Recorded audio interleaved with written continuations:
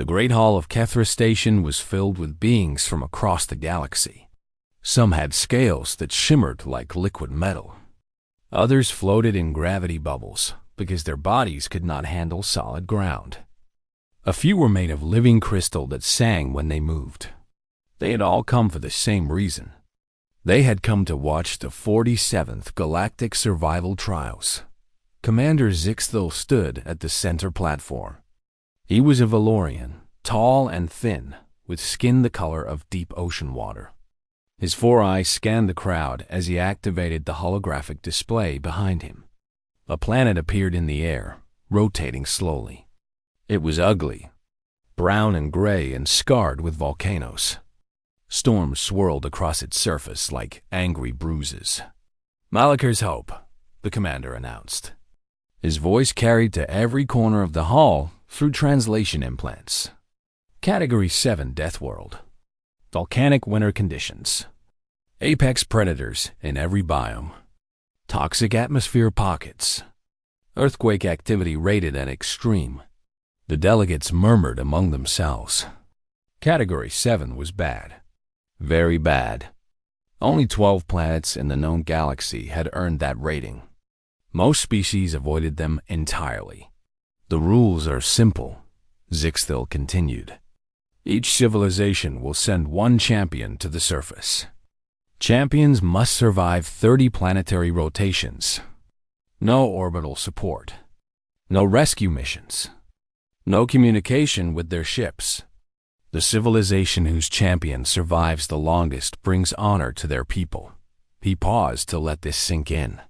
Each champion may bring a standard loadout of 63 items. These items have been refined over thousands of years. They represent the peak of survival technology. Screens around the hall displayed the approved equipment list. Atmospheric regulators that could filter poison from the air. Nutrient synthesizers that could turn dirt into food. Force field emitters that could stop a charging predator. Thermal suits that could survive both lava flows and freezing storms. Medical units that could heal almost any wound. Emergency beacons. Water purifiers. Shelter generators. The list went on and on. The Valorians had won the trial 6 times using this equipment. The crystalline Shkari had won 4 times. The 4-armed Girardi had won 3 times. Every major civilization had claimed victory at least once over the centuries. But this year was different. This year, a new species had been invited to compete. A species that had only achieved faster than light travel 100 years ago. A species from a small blue planet orbiting an unremarkable yellow star. Humans. When the human delegation was called forward, the hall grew quiet. Everyone wanted to see what kind of being these newcomers would send, what kind of technology they would bring, how they would embarrass themselves against the ancient and advanced civilizations of the galaxy. A woman walked to the center platform. She was not tall. She was not impressive. She had brown skin and black hair that was cut short and practical. Her eyes were dark and calm. She wore simple clothes made of tough fabric. Her name was Elena Vasquez, and she moved with the easy confidence of someone who had nothing to prove. Commander Zixthil looked at her with something like pity. Humans were known to be clever, but they were still so young, so inexperienced. Their technology was crude compared to species that had been building starships for 10,000 years. "Representative Vasquez," he said politely, "please present your equipment manifest for inspection." Elena nodded. She reached behind her back and pulled out a single item. It was a tool with a wooden handle and a steel head. The head was flat on one side and curved into a sharp edge on the other. She placed it on the scanning platform. The scanners hummed. The holographic display updated. 1 item detected. The hall was silent. Completely silent. Even the beings who communicated through telepathy stopped their mental conversations. Everyone stared at the primitive tool sitting alone on the platform. "I do not understand," Commander Zixthil said slowly. "Where is the rest of your equipment?" That is my equipment, Elena said. This tool? It is called a hatchet. It cuts wood. It splits bone. It shapes stone. It has served my people for 2 million years. Zixthil's 4 eyes blinked in confusion. He turned to check if perhaps there had been a translation error, but his implant confirmed that he had understood correctly. This human was planning to face a Category 7 death world with nothing but a primitive cutting tool. Representative Vasquez, he said carefully, I must inform you that you are entitled to 63 items. You do not need to limit yourself. If your civilization cannot afford the standard equipment, the Council can provide a loan.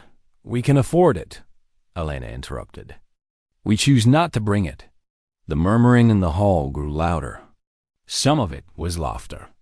The Torvakians made a sound like grinding rocks that was their version of mockery. The Shari crystals chimed with what could only be disbelief. A Valorian delegate leaned toward his companion. The humans are committing suicide, he whispered. They will be dead within 3 rotations. Perhaps 2. Commander Zixthil tried one more time. Are you certain this is not a mistake? A protest? Some form of human theater? Elena picked up her hatchet and slid it back into the loop on her belt. It is not a mistake. It is not a protest. It is a choice. My people have a saying, the more you carry, the more you depend on. The more you depend on, the more ways you can die. She turned to face the gathered delegates. Hundreds of beings from dozens of species, all staring at her like she had lost her mind. On my world, she continued, there is a tradition. People go into the wilderness with nothing but a blade. They build their shelter. They find their water. They hunt their food. They prove that they can survive using only what nature provides and what their minds can create. We have been doing this for longer than most of your civilizations have existed. The Gerati philosopher Velkith leaned forward with interest. His forearms rested on his translation console. You believe you can create what you need from the environment itself. I know I can, Elena said. And I will carry the weight of my skills instead of the weight of machines that can break. Commander Zixthil made a note in his official record. He classified the human entry as ceremonial participation and marked Elena Vasquez as a likely early elimination. He felt sorry for her. She seemed intelligent enough. It was a shame that her civilization's pride had sent her to certain death. Very well, he announced. The trials will begin at dawn. May your ancestors watch over you. As the delegates filed out to prepare their champions, Elena Vasquez remained standing at the center platform. She ran her thumb along the edge of her hatchet. It was sharp. It was simple. It was enough. She had survived the Amazon rainforest for 60 days with less. She had crossed the Sahara with only what she could carry. She had lived through an Alaskan winter in a shelter she built with her own hands. The galaxy thought she was crazy. The galaxy was about to learn what 2 million years of human survival looked like. The drop pods fell through the burning sky of Malakur's hope like metal seeds. 12 champions landed across the primary continent, each one separated by at least 50 kilometers. The rules demanded isolation. No alliances at the start. No sharing of resources. Every being for themselves. Elena Vasquez hit the ground hard. Her pod cracked open, and she rolled out into gray ash that reached her ankles. The air smelled like rotten eggs and burning metal. The sky was the color of a bruise, purple and brown and ugly. In the distance, a volcano rumbled like a hungry stomach. She did not waste time looking around. She already knew what kind of world this was. She had studied the briefing materials for weeks. She knew about the ash storms that could blind you. She knew about the creatures that hunted by heat. She knew about the acid rain and the unstable ground and the plants that could poison you with a touch. most importantly, she knew that this world was not trying to kill her. It was simply being itself. The planet did not care if she lived or died. That was the first lesson of survival. Nature was not an enemy. It was a test. Elena pulled out her hatchet and started walking toward higher ground. On the observation station orbiting far above, Commander Zixtil watched 12 screens at once. Each screen showed the feed from a tiny camera drone following one champion. The drones were too small to provide help. They only watched and recorded that the Valorian champion, a male named Torx, had already set up his base camp. His atmospheric regulator hummed quietly, filtering the toxic air into something he could breathe. His shelter generator had created a perfect dome of energy around him. His nutrient synthesizer was analyzing the local soil to begin producing food. Torx was comfortable. Torx was safe. Torx was following the exact protocol that had won the Valorians 6 victories. The Shkari champion was doing the same. His crystalline body glowed softly in the dim light as his thermal modulator kept him at the perfect temperature. His sonic deterrent sent out waves that would keep predators away. His equipment was working perfectly, and Elena Vasquez was chopping down a tree. The delegates watching from the station made sounds of confusion and amusement. The human was wasting energy on physical labor when she should be establishing a technology perimeter. She was acting like a primitive creature instead of a thinking being. But Elena was not wasting anything. She was investing. The tree she had chosen was tall and straight. Its wood was dense but not too hard. She used her hatchet to cut it into sections. She stripped the bark and set it aside. Bark was useful. Bark could be woven into rope. Bark could be used to waterproof a shelter. Bark could even be eaten in an emergency. She found a rocky overhang near a stream. Running water meant she would not have to search for drinks. The overhang would protect her from ashfall and acid rain. She built a frame from her wood sections and covered it with broad leaves she found nearby. She tested each leaf first, rubbing a small piece on her skin to check for poison. Only the safe ones went on her shelter. By the time the first night fell, Elena had a dry place to sleep, a fire burning in a pit she had dug, and a container made from hollowed gourd holding boiled water. She had also found a deposit of obsidian near the stream. Tomorrow she would chip it into tools. Obsidian could hold an edge sharper than steel. On the 7th rotation, 3 champions were dead. Torx the Valorian died first. An ash storm swept across his camp with winds that carried particles like tiny knives. His atmospheric regulator tried to filter the air, but the ash was too thick. The delicate parts inside the machine became clogged. Error messages flashed. Backup systems activated. But backup systems needed primary systems to coordinate them. And primary systems were choking on volcanic dust. Torx suffocated inside his perfect shelter, surrounded by equipment that could not save him because it could not breathe. The Shkari champion died second. His thermal modulator kept his crystalline body at exactly the right temperature. Warm enough to function. Warm enough to glow. Warm enough to attract the attention of creatures that hunted by sensing heat. They came in the night. A pack of 6-legged predators with jaws that could crush stone. The sonic deterrent activated, but these creatures had evolved beyond the frequencies it used. They were old, older than the technology trying to stop them. They had hunted on this world for 1,000,000 years. They knew how to ignore sounds that were not food. The Shkari champion was torn apart in minutes. His technology had made him visible. His technology had made him prey. The third death was a Torvakian named Gresh. He was crossing a river when his wise emergency flotation device activated by mistake. The device was designed to save him from drowning. Instead, it inflated at the wrong moment and tangled him in his own safety straps. His pack, loaded with 63 items of essential equipment, dragged him under the water. He was too weighed down to swim, too wrapped up to escape. Gresh drowned because he carried too much. Elena watched from a hill across the valley. She had seen the Torvakian enter the river.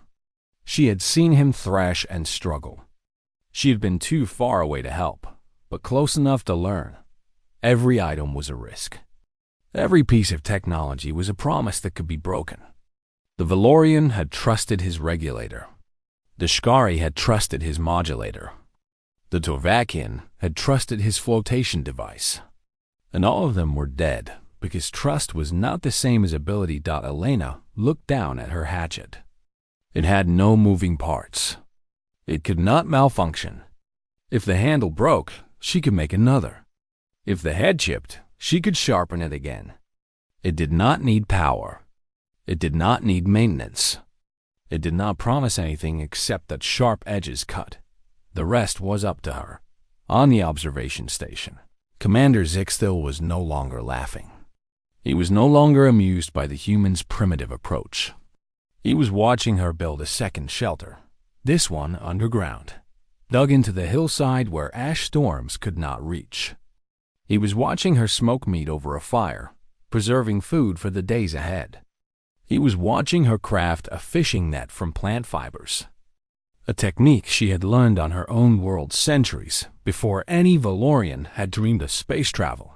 She is adapting, he said quietly to his adjutant. She is not just surviving. She is improving. His adjutant checked the equipment manifest again. One hatchet. That is all she has. No, Zixthil corrected. That is all she brought. But look at what she has made. The screen showed Elena's growing collection. Obsidian knives, fiber rope, clay pots hardened by fire, wooden spears tipped with sharp stone, woven baskets for carrying, a water bag made from animal bladder. Each item was crude by galactic standards. Each item was also unbreakable, replaceable, and perfectly suited to the environment that had provided it. The hatchet had not given her survival. The hatchet had given her the ability to create survival from whatever the world offered. And that, Commander Zixthil realized with growing unease, was something no amount of technology could match. The 15th rotation brought a surprise that none of the observers expected. The surviving champions had found each other. 7 beings remained alive on the surface of Malakar's Hope. They had gathered near a geothermal spring in the Central Valley, drawn by the warmth and the clean water that bubbled up from deep underground. The Jarati philosopher Velkith had proposed a truce. Share resources. Combine equipment. Increase survival odds for everyone. The others had agreed. A Torvakian female named Cressa. A Valorian male named Sith, who had learned from Torx's death.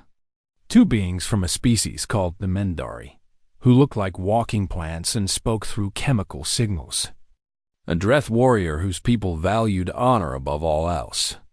And Velkith himself, whose forearms and brilliant mind had kept him alive through careful planning. They built a camp together. Their combined equipment created a small fortress of technology. Multiple atmospheric regulators meant clean air even during ash storms. Multiple shelter generators meant overlapping protection. They had food synthesizers and water purifiers in medical units and defensive weapons.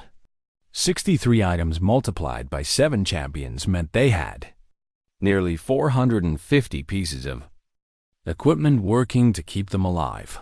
Elena Vasquez had not joined them. She watched their camp from a ridge 3 kilometers away. She had crafted a lens from volcanic glass, polished smooth with sand and water and patience. Through this lens, she could see their movements clearly. She could see them arguing about rationing. She could see them struggling to share power between devices that were never meant to work together. She could see them growing soft. They were not learning. They were depending. Every morning, they woke up and checked their machines. Every evening, they worried about battery levels and replacement parts. They had created a bubble of technology in the middle of a hostile world, and they had forgotten that bubbles always pop. Elena spent her days exploring. She mapped the cave systems that ran beneath the hills. She learned which plants were safe and which were poison. She tracked the migration patterns of the prey animals and the territories of the predators. She was not just surviving anymore. She was becoming part of the world. On the night of the 15th rotation, a visitor came to her fire. Velkith had traveled alone, leaving the safety of the group camp. His forearms carried no weapons. His translator device hung around his neck, the only piece of equipment he had brought. He was taking a risk by leaving the protective bubble, and he knew it. Elena saw him coming long before he arrived. She had set up warning systems made of thin strings and hollow bones that rattled when something passed through. She could have hidden.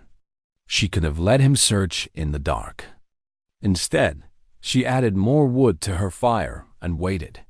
The Gerati philosopher settled his bulk on the ground across from her. His body was wide and heavy, designed for a high-gravity world. His face had too many eyes and not enough mouth. But there was intelligence in those eyes, curiosity, respect.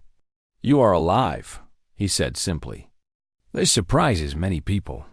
Elena offered him a piece of smoked meat. He took it carefully, examining it before eating.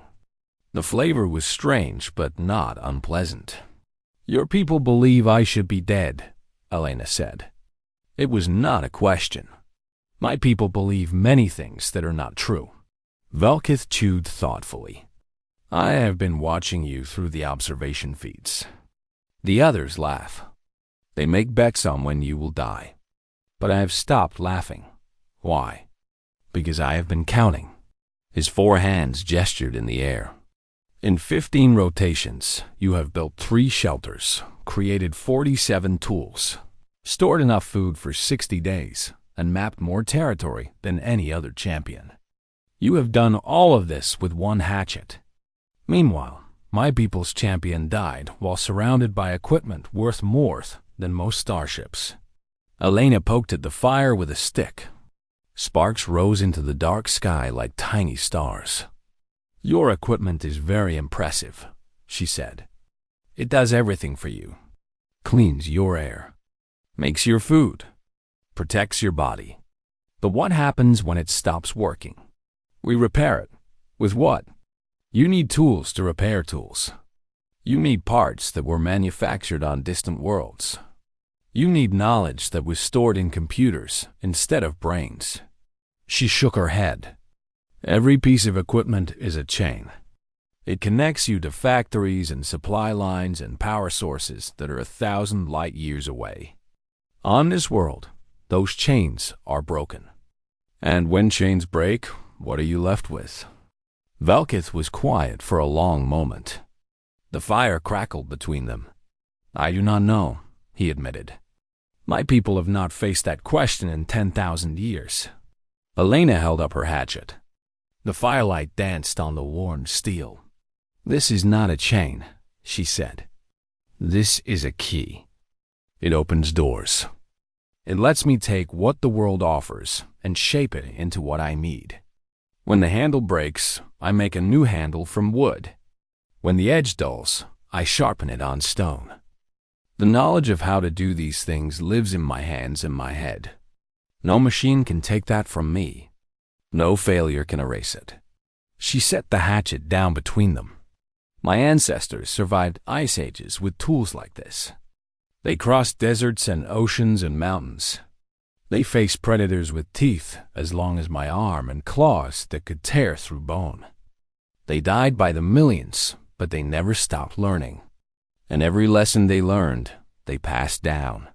Generation after generation. Parent to child. Teacher to student. For 2 million years."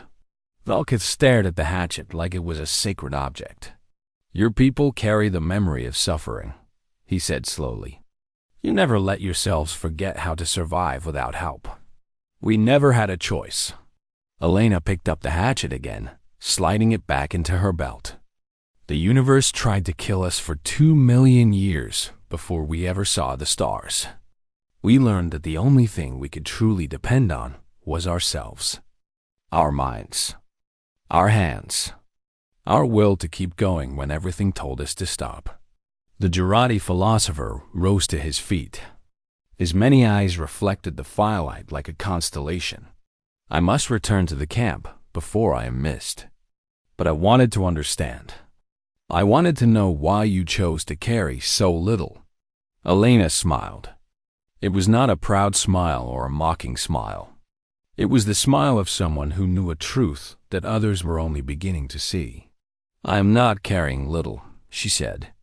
I am carrying everything that matters. The way is just invisible. Velkith walked back into the darkness, his mind full of questions that his civilization had never thought to ask. Elena watched him go. Then she banked her fire, checked her shelter, and went to sleep with her hatchet beside her pillow. Tomorrow she would explore the northern caves. She had seen signs of a large predator in that direction. It was dangerous, but predators meant meat and hide and bone. Resources that could be harvested.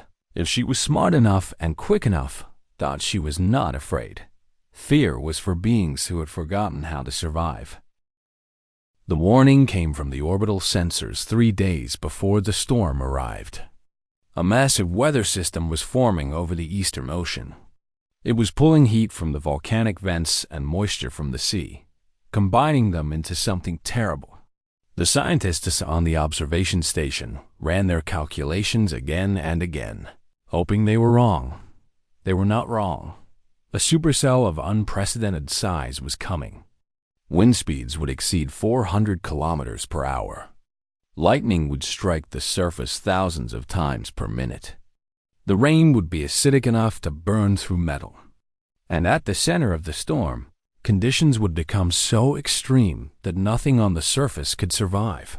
This was not a normal storm. This was the kind of event that reshaped continents. It happened once every planetary decade, and this decade's storm was arriving on the 26th rotation of the trials. Commander, Zixthel faced an impossible choice.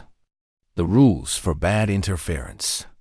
Champions were meant to survive on their own or not at all. But the rules had been written before anyone imagined a Category 7 planet throwing its worst at the survivors. He decided to send a warning. Just a warning. No rescue, no supplies. Just information that a smart being might use to save themselves. The message reached all cameras still active on the surface. 4 cameras remained. The group camp with 7 survivors had been reduced to 5 after a predator attack and a case of food poisoning from a malfunctioning synthesizer. Elena Vasquez made 6 survivors total. In the group camp, panic erupted. They had 18 hours before the storm arrived. Their equipment could protect them from normal weather, but this was not normal weather. This was extinction-level violence from a planet that seemed determined to prove its Category 7 rating. Cressa the Torvakian took charge. She ordered everyone to reinforce the shelters, double the force field generators, triple the atmospheric seals. They would hunker down and trust their technology to save them. It was the only plan they had. Elena received the same warning on the tiny speaker implanted in her ear for emergency broadcasts. She listened to the data carefully. Wind speeds, pressure changes, estimated duration. She did not panic. She did not rush. She simply nodded and began to move. She had known this was coming. Not this specific storm, but something like it. The planet had patterns. The volcanic activity was too regular. The pressure systems too predictable. Anyone who paid attention could see that nature was building toward something big. Elena had been paying attention since the first day. That was why she had mapped the cave systems. That was why she had found the deep chambers half a kilometer underground, where the rock was stable and the air was clean and no storm could reach. That was why she had been stockpiling food and water in those chambers for days, preparing a sanctuary that no technology could match. She spent her remaining hours sealing the entrance to her underground shelter.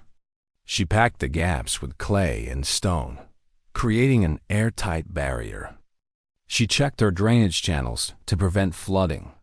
She counted her supplies one last time. Enough food for 30 days. Enough water for 20. More than enough to wait out any storm. Then she went deep into the earth and waited. On the surface, the sky turned black. The storm arrived like an angry god. The wind hit first, screaming across the landscape with enough force to tear trees from the ground and hurl boulders like toys. The group camp's force fields flickered under the assault. One generator overloaded and exploded. Then another. The lightning came next. Bolts of electricity, thick as tree trunks, stabbed down from the clouds. They struck the metal equipment of the camp again and again, drawn to the technology like moths to flame. Circuits fried. Batteries detonated. The atmospheric regulators died in showers of sparks. And then the rain began. It was not water. Not entirely. The volcanic gases had combined with the moisture to create something closer to acid. It ate through fabric and plastic, and even some metals. It pooled in low areas and released toxic fumes. Anything it touched began to dissolve. Sith the Valorian died trying to repair a generator. The acid rain melted through his environmental suit before he could get back inside the shelter. Cressa the Torvakian died when a lightning strike hit her directly, attracted by the metal in her defensive weapon. The two Mendari died together when flooding swept through their position. Their plant-like bodies unable to survive the chemical soup that had once been water. Velkith, the Jurati, survived only because he had remembered Elena's words. He had abandoned his equipment. He had found a deep crevice in the rocks and wedged his bulk inside, letting the stone protect him instead of machines. He was battered and burned and terrified, but he was alive. The Dreth warrior survived through pure stubbornness. Her people were bred for combat. They did not surrender to anything, not even nature. She wrapped herself in the bodies of the dead Mandari, using their thick, fibrous tissue as a shield against the acid rain. She dug a hole and buried herself alive, breathing through a hollow tube she had fashioned from bone. It was not pretty. It was not honorable, but it was survival. The storm raged for 18 hours. When it finally passed, the landscape looked like a different planet. Entire forests had been stripped bare. Rivers had changed course. New volcanic vents had opened where the lightning had cracked the crust. The observation drones swept across the destruction. Searching for life signs, they found Velkith first, crawling from his crevice with chemical burns covering half his body. They found the Dreth warrior next, digging herself out of her grave with hands that shook from exhaustion. They found the ruins of the group camp, where technology with billions of credits had been reduced to melted slag and scattered debris. And then they found Elena Vasquez. She emerged from the hillside, like a spirit rising from the earth. The entrance to her cave was undamaged, protected by the natural curve of the rock. She stepped out into the pale gray light of the post-storm morning and looked around at the devastation. The drones hovered around her, recording everything. How many others? She asked. The response came through her emergency implant. 2 confirmed survivors, both injured. Approximately 12 kilometers to the east. Elena did not hesitate. She checked their hatchet, gathered her supplies into a pack made from woven fiber and animal hide, and started walking. The other survivors had technology that was broken. They had training that had not prepared them for this. They had pride and fear and desperation. Elena had skills that worked in any condition. She had knowledge that could not be destroyed by lightning. She had 2 million years of human survival instinct telling her exactly what to do. She was going to find them. She was going to help them. And she was going to prove that the most advanced tool in the galaxy was not a machine. It was the human mind. Elena found Velkith first. The Gerati philosopher was huddled against a boulder, his forearms wrapped around his massive body. The chemical burns on his skin had turned purple and black. He was shivering despite the heat from the newly opened volcanic vents. He looked up when Elena approached. His many eyes were clouded with pain, but recognition flickered in them. "You survived," he whispered. "Of course you survived." Elena knelt beside him and examined his wounds. The burns were serious, but not fatal. The acid had not reached his vital organs. He needed water, food, and rest. She had all of these things in her pack. She made him drink. She fed him strips of dried meat. She cleaned his wounds with water she had boiled and cooled in the caves. The treatment was simple, basic, the kind of medicine humans had practiced for thousands of years before they ever invented antibiotics or surgical machines. It was also exactly what Velkith needed. The Dreth warrior, he managed to say between sips of water. She was alive. I heard her digging. Elena nodded. She had seen the signs already. Fresh earth disturbed near a pile of debris. Footprints leading east before disappearing into a ravine. The warrior had survived, but she had gone in the wrong direction, away from the extraction point. "Rest here," Elena told Velkith. "I will find her and bring her back. You cannot carry us both. I am too heavy. She is too proud." Elena smiled. "I will not carry you. I will teach you to walk." She was gone before he could argue. The Dreth warrior was named Krath. Her people were famous across the galaxy for their refusal to surrender. They had fought wars against species 10 times their size. They had colonized planets that killed 90% of their settlers. They did not accept defeat, but Krath was defeated now. Elena found her collapsed at the bottom of the ravine, her legs twisted at wrong angles. She had fallen while trying to climb out. The bones were broken badly. Without medical technology, most species would have died from such injuries. Krath was not most species. She had tied her own legs together with strips of fabric torn from her ruined suit. She had fashioned a splint from rocks and sticks. She was trying to crawl up the ravine wall using only her arms. When she saw Elena, her face twisted with shame. "I do not need help," she growled. "A Dreth warrior does not need help. A smart warrior accepts help when it is offered," Elena replied calmly. "A dead warrior helps no one."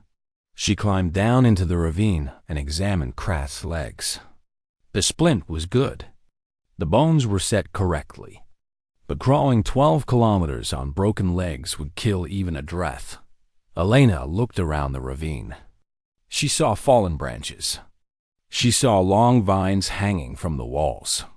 She saw flat stones that could be shaped into smooth surfaces. "I am going to build something," she said. "You are going to let me." Krath wanted to argue. Every fiber of her warrior training told her to refuse assistance. But she was tired. She was broken. And she had watched this human survive everything the planet could throw at her, with nothing but a primitive cutting tool. Maybe there was wisdom in accepting help. Maybe that was its own form of strength. "What are you building?" she asked. "A sled," Elena said. "I will drag you to the philosopher. Then I will teach him to help me drag you both to the extraction point." "That is impossible. The distance is too great." Elena was already cutting branches with her hatchet. "On my world, there is a story. A man carried his injured friend across a frozen mountain for 40 days. They both survived. When people asked him how he did it, he said he simply refused to stop walking." She bound the branches together with vines. She attached flat stones to the bottom to help it slide over rough ground.